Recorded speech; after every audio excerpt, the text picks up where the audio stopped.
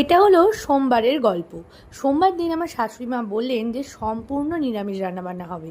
এবার সম্পূর্ণ নিরামিষ মানে হচ্ছে তার মধ্যে কিন্তু অবশ্যই পেঁয়াজ রসুন যাবে না। আর এই যে রান্নাঘরটা দেখছেন এটা হচ্ছে ভাড়ার ঘর। এটা আমার শ্বশুরবাড়ির অনেক পুরনো ভাড়ার ঘর, প্রায় 100 বছরেরও বেশি এর বয়স। তাই এখানে কিন্তু সব কিছুই অনেক পুরনো। আর এখানে আজকে আমি রান্না করছি পনিরের একটা দারুণ আইটেম। তার জন্য আমার শাশুড়ি মা একটা বাটনা বেটেছেন। এর মধ্যে পোস্ত, কাজু বাদাম বাটা আর চারমগজ বাটা আছে। আমি একটু লম্বা লম্বা করে ক্যাপসিকাম আর গাজর কেটে নিয়েছি আর বাটনাটা নিয়ে নিচ্ছি। তার সঙ্গে কেটে নেব পনির।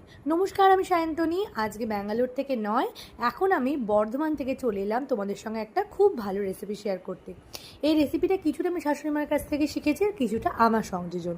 গরম কড়াইয়ের মধ্যে তেলে একটু নুন দিয়ে নিয়েছিলাম, তার মধ্যে গোটা গরম মশলা ফোড়ন দিয়ে এবার ওই গাজরের ক্যাপসিকামগুলো একসঙ্গে ভেজে নিচ্ছি সাদা তেলে।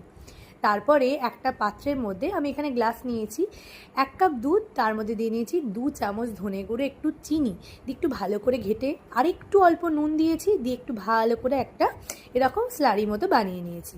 এরপর দেখো আমার ওদিকে কিন্তু সবজিগুলো বেশ সুন্দর করে ভাজা হয়ে গেছে। সবজিগুলো যত সুন্দর ভাজা হবে রান্নাটাও কিন্তু ততই ভালো হবে। তারপর ওর মধ্যে আমি একদম ফুল ফ্যাট যে পনিরগুলো হয় সেই পনিরটা ভেজে নিচ্ছি।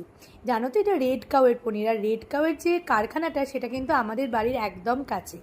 এই রেড কাউ কোম্পানিটা খুব নাম করার আগেই আমরা এখান থেকে অনেক কিছু নিতাম। যাই হোক, এটা যেহেতু কাছে তাই সব রকমের প্রোডাক্টই আমরা পাই এবং দেখি যে জিনিসগুলো খুব ভালো হয়। তারপরে ওই কড়াইয়ে গরম তেলের মধ্যেই ওই যে পোস্ত, কাজু বাদাম আর চারমগজ বাটাটা আছে সেটা দিয়ে এবার ভালো করে একটু নাড়িয়ে চাড়িয়ে নিচ্ছি। এরপরে যখন দেখলাম তেলটা একটু মেরে গেছে তখন আমি এর মধ্যে দিয়ে নিয়েছি ঘি। আসলে এই রান্নাটা একটু তেল ঘি সব কিছু বেশি ব্যবহার করেছি, তার কারণ আমার শাশুড়ি মা, শ্বশুরমশাই সবাই কিন্তু একটু তেল বেশি রান্না খেতে বেশি পছন্দ করে, তাতে কি হয় স্বাদটাও বেশি হয়।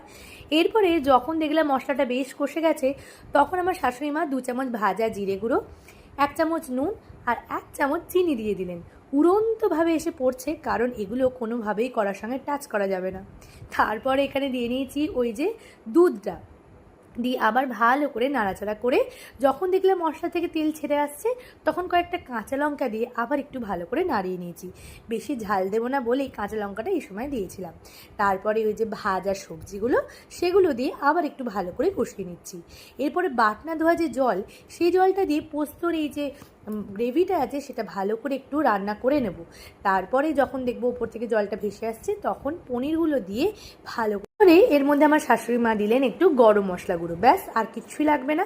এরপর যখন পুরো ফুটে উঠবে তখন আমি যোগ করে দিয়েছি একটু কাসুরি মেথি, ব্যাস। তোমরা একবার এইভাবে রেসিপিটা বানিয়ে দেখো।